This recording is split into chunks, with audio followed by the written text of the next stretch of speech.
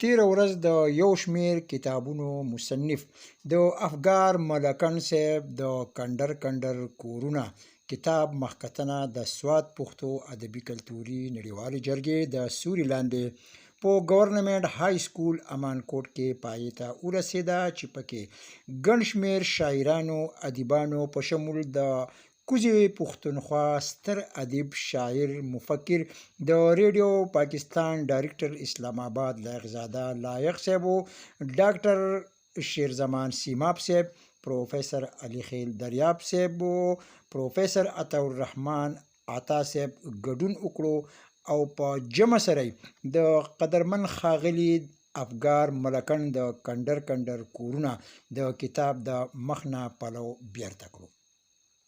په دستوره کې شاعرانو ادیبانو قلمکارانو د افګار ملکن صاحب کنډر کورونه کتاب په اجتماعي توګه د پښتون قام د احساساتو ترجمان وګرځوو او زیاته یې کړه چې شاعر ادیب او قلمکار وی هم دي ته چې هغه په معاشره او په خپل قام په ستونزو باندې جوړ نظر ساتي.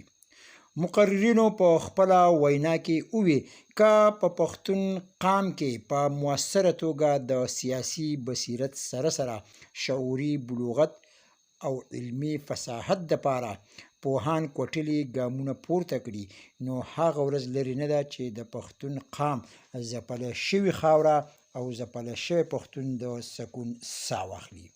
دریاب دولت خیل په لوی الله مو سپارم. د خپل ځان خیال ساتئ. د الله په امان. ډېره مننه.